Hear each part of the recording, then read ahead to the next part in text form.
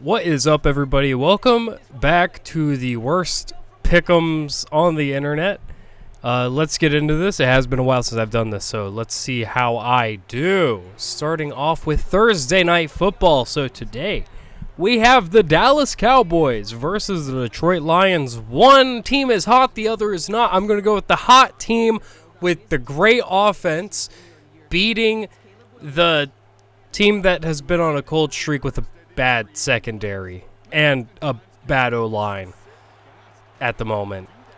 Realistically, the outcome of this game is almost certainly dependent on how much production the Lions can get out of Jahmyr Gibbs, and if the Cowboys are even able to make him have a, average game for a normal running back. The Cowboys will probably win because George Pickens and CeeDee Lamb are just absolutely killing it this year. They're really good. Cowboys offense is one of the scariest in the league. If they can make it to the playoffs, I don't want to play against them. The next matchup we have is the Seattle Seahawks versus the Atlanta Falcons. It's the Seahawks. They are the better team. But also, I wouldn't be too incredibly shocked if the Falcons could squeak it out. They somehow play better against good teams. So there's that. This is a match that the Seahawks can't lose. They need this win. Any team in the playoffs in the NFC needs to win their games for the rest of the season to stay in the playoffs. That's how tight the NFC is right now. Not because it's a bunch of bad or mediocre teams on that side, but just kind of everyone's good in the NFC right now. It's really crazy how good the NFC is right now. Steelers-Ravens. Steelers defense has been a little dookie lately, a little stinky, and the Ravens defense has gotten better as the season's gone on. Maybe this is the game they figure out their offensive struggles and they secure that divisional seed. I'm still feeling the possibility that this could be Mike Tomlin's first losing season, so I'm giving it to the Ravens here. I just think right now they're the better team, even though Lamar is struggling. To be honest, I don't think it's fully his fault. That O-line is abysmal. It's dog shit, absolute garbage. Draft O-lineman, that's your whole goal. Really quick, I just want to say if you've made it this far into the video, you might as well go ahead and like and subscribe. Save the comments for a little bit. Let's get further into the video. But thank you so much for watching. Let's continue on with the Bengals versus the Buffalo Bills. Odds will probably give it to the Bills, frankly. But I'm going Bengals here. And the reason why is Joe Burrow, he has that serial killer mindset, The more pressure you put him under, the calmer he is. I think he will dissect that Bills defense thoroughly. And the Bengals defense has been getting better, weirdly. So we'll see how it goes, but I think I wouldn't be surprised at all if the Bengals won. In fact, I'm favoring the Bengals in this matchup. Probably stupid. But there's just something about this Bengals team right now. They see a possibility of making it to January, and I think they want it. So, we'll see. Tennessee Titans versus Shedeur Sanders and the Browns.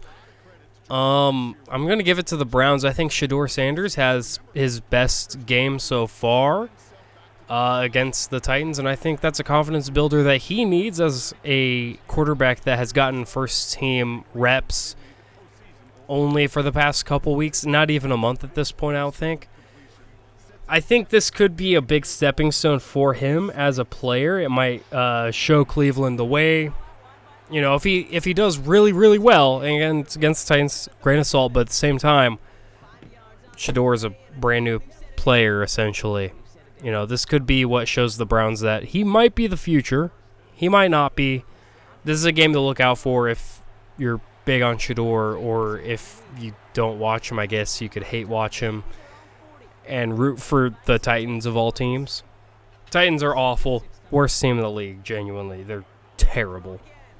Also, Myles Garrett's probably he's probably breaking his own record for most sacks in a game. Next up, we have the Colts versus the Jags. I'm taking the Jags here. They're on a hot streak right now. They're figuring things out. They lost Travis Hunter. That made them stumble back because BTJ hasn't been the player that we all thought he was. or at least the player he was last year. Jacoby Myers comes in. The offense looks great. Probably the best it's looked all year. So, more so looking on to next year, I am excited to see if... Do they have Jacoby Myers next year, or is he a rental? Either way, if they're able to keep him, BTJ, and Travis Hunter all on the field at the same time, that offense might be crazy.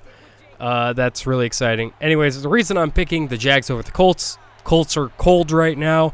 Their quarterback is playing on a broken leg. And they got to just hand the ball to Jonathan Taylor, but at the same time, if you do that too much, he'll probably get hurt, and then they're definitely not making it to January. I think it's just a matter of the Jags are hot right now. I don't think they're going to lose it to the Colts. Not to mention the fact that Sauce is out. Anyways, next up, Commanders-Vikings. I don't know if it's Max Brosmer again or if it's J.J. McCarthy. I could go look, but it really doesn't matter. I'm taking the Commanders here. Minnesota has, I think, one of the better rosters in the NFL right now. The only problem, and one of the better coaches, I'd say. This is genuinely a moment where you can look at the game, and the eye test tells you everything. You don't have to look at the stats, but the stats will tell you the same exact thing. They have a quarterback issue. Like I'm a Bears fan. You know, I love Caleb. I know he's not a flawless player, but man, am I glad I have Caleb Williams and not J.J. McCarthy. Man, I'm glad I had Justin Fields for 3 years and not a single year of J.J. McCarthy. Man, am I glad I had Mitchell Trubisky and not J.J. McCarthy. Like, it is bad. 9 is a terrible quarterback, okay? Let's just get that out there. I think there is a chance they might... I don't know. They might trade up for a QB. Maybe they go talk to Arizona to get Kyler Murray. Maybe KOC likes what he saw from Justin Fields when they were in the same division. I don't know. I'm trying to think of quarterbacks that I think could still play and aren't starting. Like disgraced quarterbacks, those ex-franchise guys. Because I think that's more what Minnesota needs. But honestly, like a Fernando Mendoza wouldn't be too bad. A Dante Moore wouldn't be bad. And that's just depending on if the Titans trade their pick at this point. Because that's probably what the Titans need to do to actually rebuild their franchise. Anyways, I have the Commanders in that game. And if I'm the Commanders, I am starting Marcus Mariota again. Because I don't want Jaden Daniels' first game back after a massive injury to be against Brian Flores' defense. Just saying. Jets-Dolphins. This is a poop versus ass match. Wow.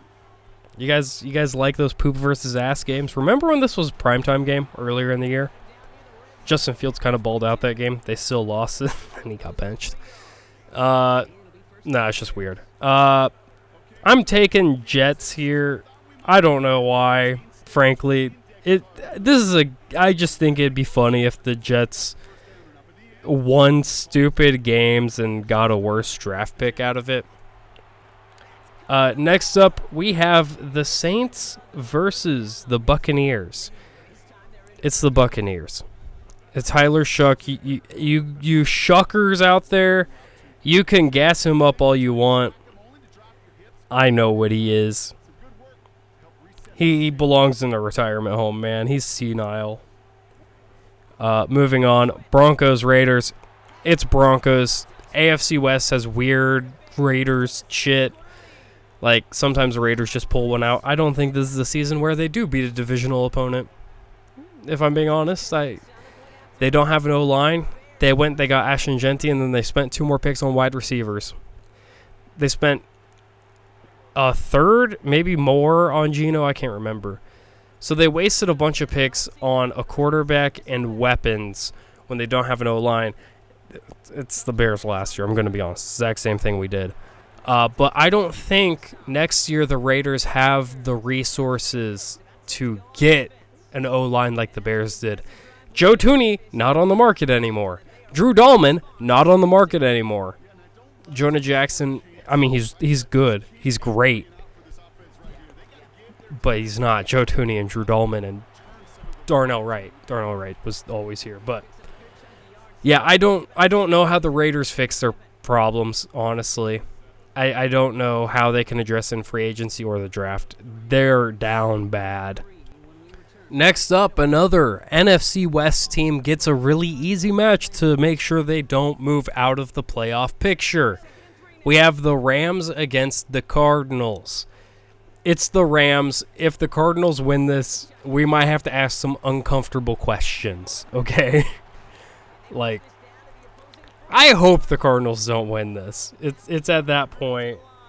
Yeah, Rams by a megaton, okay? Moving on to the game of the week. It's Fox's game of the week, but in my heart is the game of the week. So if there's any game you plan on watching Sunday afternoon, make it Bears-Packers, baby. Bear down, bear down. Woo! This is the most happy I felt about Bears-Packers in my whole life, really. Yeah. I have the Chicago Bears beating the Green Bay Packers, okay? I think the toughest issue for the Bears against the Packers is we don't have a great edge rush. And in my opinion, you put a little bit of pressure on Jordan Love, and he just doesn't know how to play football anymore. So if we're able to create pressure, I think we get this game easy. We're going to shut down a whole side of the field with Jalen Johnson for at least part of the game. Nahshon Wright's probably going to get an interception on Jordan Love. Kevin Byard might too. Probably will. It's just, yeah, I think the Bears take this one. If Green Bay gets this one, the next one will be a Bears win. Green Bay, Josh Jacobs is banged up. Tucker Kraft is out. Those are two of your biggest weapons. So, your D-line's hurt. So there is a chance Swift and Monongai can really tear up this team. But I don't believe that's necessarily how the Bears are going to win this game. I think it will have to be a full team effort. And we're getting defensive players back, so that should help that idea of how to win. Texans, Chiefs, give me the Texans, please. That defense is scary, ridiculous. Yeah, no, that's about it. Also, I just don't want to see the Chiefs in the postseason. If I'm being honest, it's a breath of fresh air that they aren't there now. They're in the hunt. I want them to be eliminated. It would be a great sight to see. Please make it happen. Please. And finally, the last game of this week on Monday, December 8th, we have the Philadelphia Eagles versus the San Diego Chargers. I'm taking Chargers. Jalen Carter's out, so that should help the terrible O-line of the Chargers a little bit. And maybe they can put something together to win this game, whether it's Justin Herbert passing the ball or... So Marion Hampton back. Hold on. I have him in fantasy. I can check right now. Guys. He might be back. He might be. He's on track and looking good, according to Harbaugh. So, Hampton could be back. I think the Eagles don't know who they are right now, and they're going to have to figure that out. I think they honestly need to fire Kevin Patullo. You know, what was the point of the Bears-Eagles alliance, the Fangio FC, if both teams didn't benefit greatly from it? The Bears got the number 1 seed. If it's just for a week, it's just for a week. It's about sending a message. And the Eagles, it's a perfect time to fire your god-awful OC. Okay? That's the true culmination of this alliance, I believe. Anyways, thank you so much for watching. Please check out my other videos. Like, comment, subscribe, all that junk. I'm going to try to post more. I've just been really busy the past few weeks. So yeah, thank you so much for watching. See ya.